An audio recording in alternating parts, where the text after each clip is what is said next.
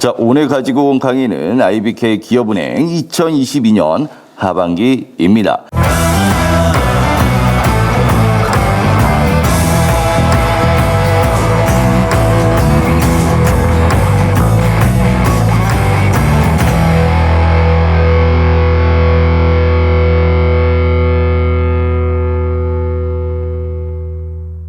자, 모든 문항을 풀어드리고 싶지만 시간이 부족한 관계로 3번만 빨리 짚고 넘어가겠습니다. 혁신이죠. 따로 있지는 않겠습니다. 자, 보자마자 뭔가 숨이 턱 막히게 하는 혁신이라는 키워드가 나왔는데, 자, 이런 문항에 좀 쉽게 접근하기 위해서는 어떤 근본적인 질문을 좀 던져보면 쉽게 접근할 수 있을 것 같아요. 자, 그러면 그 근본적인 질문을 먼저 떠올려 보죠. 자, 기업은 왜 혁신을 하려고 할까요? 네, 맞습니다. 바로 생존하기 위해서 하는 거죠. 자, 먹고 살려고, 다 먹고 살자고 하는 짓입니다. 수익을 내서 생존을 해야겠죠. 그런데 이 대답으로는 좋은 접근이 될 수가 없어요. 그래서 좀 더 구체화시켜서 내부와 외부적인 상황으로 나누어서 언제 혁신을 필요로 하는지를 볼게요. 첫 번째로 외부 환경이 빠르게 변하거나 어떤 경쟁자들이 많이 출현을 했을 때 혁신을 필요로 합니다. 네. 뭐 예를 들면 금융권 같은 경우에 변화가 정말 빠르죠. 핀테크 기업 혹은 이런 경쟁자들이 많이 출현을 하고 있고요. 업계 현황만 보아도 산업 간의 경계가 모호해지고 무너진다라는 빅블러 현상도 가속화되고 있어요. 이런 IT적인 분야뿐만이 아니라 전체적인 패스트 영역에서의 변화들이 아주 빠르게 진행이 되고 있습니다. 자, 이렇게 외부 환경이 빠르게 변하면 어떻게 돼요?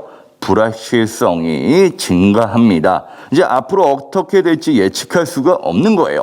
자, 이렇게 예측이 불확실할 때에는 당연히 혁신이 필요하겠죠. 자, 내부적으로도 한번 보죠. 자, 내부적으로 언제 혁신이 필요한가? 네, 제가 한번 그림으로 나타냈는데 되게 못 그렸습니다. 시간이 없어 대충 봐주세요. 자, 현재 기업이 머물러 있는 상황과 미래의 기업이 추구하는 어떤 목표가 있을 겁니다. 네, 그 현재와 미래 사이의 목표 사이에 어떤 그 갭이 크게 느껴질 때 혁신이 필요합니다. 즉, 혁신은 현재 상황과 미래에 추구하는 사이의 갭을 메꾸는 어떤 촉매제의 역할을 한다라고 생각하시면 될 것 같아요. 특히 이러한 변화와 갭이 왜 크게 더 금융권이 느껴지고 왜 더 필요로 하냐면 기술의 변화가 더 빠르기 때문입니다. 뭐 이를 좀 더 설명해 드리면 요즘에 뭐 AI 행원이라든지 핀테크 기술에 발전한다든지 이런 변화가 정말 빨리 일어나고 있죠. 자, 그런데 여기서 우리가 짚고 넘어가야 될 게 뭐냐면, 자, 이렇게 기술이 발전하면 고객님들은 이 기술을 경험하면서 우와 좋다 이러고 마나요? 아닙니다. 자, 기술이 발전할수록 고객의 경험은 어떻게 된다? 고객의 경험도 계속 진화를 하고요. 어떤 금융기술에 기대하는 고객님들의 기대 심리 또한 같이 진화를 하면서 퀄리티도 높아집니다. 그런데 요즘 어떻습니까? 뭐 토스라든지 뱅크샐러드라든지 점점 더 편리한 서비스가 정말 많이 나오고 있어요. 네. 자, 이런 기술을 계속 경험을 하고 내가 생활 속에서 금융을 정말 쉽게 친숙하게 접근을 할 수가 있다면 내가 금융권에 기대하는 기대 심리와 기대 경험들의 퀄리티는 계속 높아지겠죠. 자, 그런데 이러한 형국에서 현재 시중 은행권들은 어디에 있습니까? 한번 되짚어 봐야 돼요. 특히 고객이 금융 거래를 하는 어떤 여정이라고 하죠. 상품을 인지하고 탐색하고 신규 거래하고 추가 거래. 자, 이 여정에서의 논스톱 서비스를 제공을 하고 있는가에 대한 부분들을 점검을 해보셔야 됩니다. 고객의 경험은 계속 진화하고 있고 기대 심리도 계속 높아지고 있는데 이 과정에서 은행은 일관된 논스톱 서비스를 제공하고 있는지, 정말 다른 시중의 핀테크 기술보다 좀 더 뛰어난 고객 경험을 제공하고 있는지에 대해서 생각을 해보셔야겠죠. 그리고 이 지점에서 내가 행원으로서 어떤 혁신적인 사고로 임하여 미래 목표를 도달할 수 있는지 그 과업에 대해서 생각을 해보시면서 접근을 해보는 겁니다. 자, 이야기가 다소 좀 길어졌는데 이제는 자우서 항목으로 빨리 돌아와서 설명을 해드릴게요. 자, 그러면 혁신적인 사고 라고 했는데 어떤 업무 영역에서 한번 접근해 볼 수 있는지를 보도록 하죠. 자, 크게 이 5가지 영역에서 한번 생각을 해볼 수가 있는데 2번 같은 경우에서는 우리 1번 문항에서 이미 현재 핵심 고객은 누구이며 미래 핵심 고객은 누구인가에 대해서 물어보았죠. 즉 영업을 하는 주요 고객층의 변화, 이거는 1번 문항과 다소 중복이 될 수 있기 때문에 이거는 제외를 시켜도 될 것 같습니다. 그러면 2번을 제외하고 이 4가지 영역에서 한번 생각을 해보시면 되겠죠. 그러면 그 혁신적인 방법론은 어떤 식으로 좀 접근을 할 수 있는지 그것도 한번 보도록 하죠. 자, 이런 식으로 접근을 해볼 수가 있습니다. 뭐 예를 들면 전자문서 지갑을 활용한다든지 공공 마이데이터를 활용을 해서 서류를 챙기지 않은 고객님들을 위해서 뭐 내가 대신 빨리 발급을 해드리겠다. 이런 것도 혁신적인 사고겠죠. 왜? 논스톱 고객 경험을 서비스를 제공할 수 있으니까요. 그리고 다른 예시들도 좀 볼까요? 네, 세 번째, 요즘 대기업에서 좀 주력하고 있는 RPA죠. 네, 자동 업무 시스템. 네, 반복적인 업무를 최소화한다. 왜?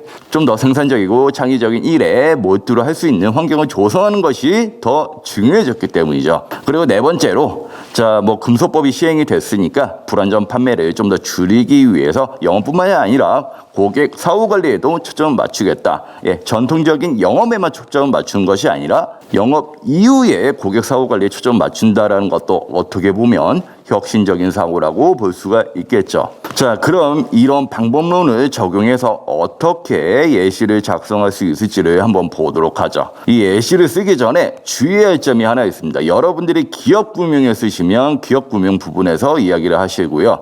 나는 좀 더 개인 구명에 관심이 있어. 그러면 개인 구명 부분으로 좀 더 초점을 맞추어서 일관된 내용을 작성을 해주셔야 돼요. 1번에서 5번까지 다 맞추셔야 됩니다. 딴소리 하시면 안 돼요. 위에서는 막 기업 구명 얘기하고 막 밑에서는 개인 구명 얘기하고 그러시면 안 됩니다. 자, 그러면 1번 항목부터 보도록 할게요. 자, 첫 문장에서 먼저 2가지식으로 얘기를 해주시는 겁니다. 내가 달성하고 싶은 과업은 무엇이고 그 과업을 위해서 어떠한 혁신적인 사고가 필요한지에 대해서 첫 문장에 2가지식으로 냈다 꽂아버리고 가시는 거예요. 자, 여기에도 기술을 했죠. 자, 포용의 구명이란 IBK 기업은행의 목표 달성을 위해 기업 심사 및 가망 발굴에서 차별화된 혁신이 필요하다라고 생각을 합니다. 라고 이야기를 했고, 그 다음 문장에 뭐가 나왔죠? 이러한 혁신적인 사고가 필요한 이유에 대해서 설명을 했습니다. 그 이유를 설명하는 방법은 정말 여러 가지 관점이 있는데, 자, 여기에서는 업계의 변화가 이러하고 업계 변화 속에서 생존하기 위해서는 이런 혁신이 필요하다라고 약간 업계 변화적인 관점에서 어필을 했어요. 그 다음에 무슨 문장을 썼습니까? 이러한 해당 과업을 이루기 위해서 나는 어떻게 노력을 할 것인지에 대해서 어필을 했죠. 자, 뭐 열심히 배우겠습니다. 열심히 하겠습니다. 자, 이런 식으로 쓰신 게 절대 아니에요. 여러분들이 지원하신 기업 구명 부분에서 여러분들이 실제적으로 할 수 있는 일에 대해서 이야기를 해주시는 겁니다. 자, 그리고 활용할 수 있는 경험이나 지식적인 것들을 밑에다가 기술을 해주시면 이 문항은 아주 깔끔하게 끝나겠죠. 자, 이번에는 기업 구명을 보았으니까 다음으로 개인 구명 부분으로 한번 접근을 해보죠. 자, 여기에서도 첫 문장, 자, 어떤 과업을 어떠한 혁신으로 이루고 싶다라고 이야기를 했죠. 자, DT 시대에 걸맞는 고객 감동을 선사하기 위해서는 IBK 기업은행의 온 오프라인 논스톱을 제공한다는 혁신적인 사고로 임해야 될 것입니다. 그 다음에도 이유를 썼는데, 자, 업계 변화가 이러하니 이런 부분을 만족시켜줘야 된다라고 하면서 업계 변화로 이야기를 했습니다. 업계 변화 관점뿐만이 아니라 뭐 IBK 기업은행의 경쟁력을 뭐 어떻게 활용을 할 수 있기 때문에, 아니면 IBK의 어떤 약점을 보완할 수 있기 때문에 이런 내부적인 부분으로도 이유를 언급을 할 수가 있어요. 그리고 그 다음에 뭐를 썼습니까? 자, 입행 후에 어떻게 해 나갈지에 대해서 그 혁신적인 구체적인 방법론에 대해서 구체적으로 기술했어요. 근데 자, 여기서 나는 행원에 대한 직무에 대한 약간 이해가 좀 부족하다 하시는 분들도 있을 겁니다. 자, 그런 분들 같은 경우에서는 열심히 하겠습니다 이렇게 쓰기보다는 여러분들이 가지고 있는 어떤 전략적인 측면, 아니면 난 전략도 모르겠다 하시는 분들이 있다면 어떤 태도적인 측면에 대해서 좀 더 강조를 해주셔도 좋아요. 뭐 예를 들면 고객님의 이야기를 좀 더 어떻게 경청을 하겠다, 고객님께 어떻게 응대를 하겠다, 이런 식으로 본인이 어떠한 태도로 임할 것인지에 대해서 기술을 하셔도 좋습니다. 하지만 좀 더 직무를 공부를 하고 직무적으로 좀 더 구체적으로 접근을 하시면 좋겠죠. 자, 이렇게 내가 어떻게 혁신적인 방법론을 실천할 것인지에 대해서 쓰셨다면 이 뒤에 이런 혁신적인 방법론을 수행할 수 있는 본인의 경쟁력과 그 근거가 되는 여러분들의 경험에 대해서 기술을 하시면 되겠죠. 자, 2000바이트이기 때문에 뭐 1000바이트, 1000바이트 이렇게 두 가지씩 쓰셔도 되실 것 같고 아니면 한 가지로 쭉 몰아서 쓰셔도 되실 것 같습니다. 자소에는 정답이라는 게 없어요. 자, 여러분들의 에피소드와 맥락에 맞추어서 쓰시면 충분합니다. 자, 이 예시 말고도 제가 더 많은 예시, 5가지 예시를 좀 더 추가를 했는데 사실 나머지 항목풀이랑 나머지 예시들 그것은 좀 4577닷컴에 있거든요. 나는 좀 자소서를 쓰기 어렵다 하시는 분들이 있으면 457 홈페이지에 들어가셔서 한번 참고해 보셔도 좋을 것 같습니다. IBK 합격 자소도 있으니까요. 충분히 좀 도움이 되실 거예요.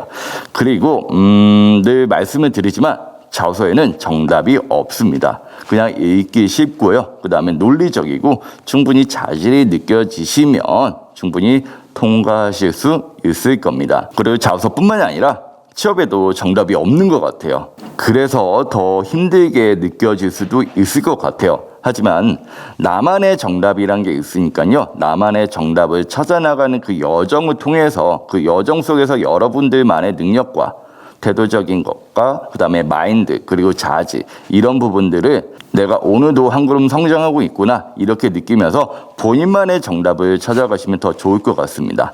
자, 그러면 지금까지 457팁의 전마왕 노브맨이었습니다.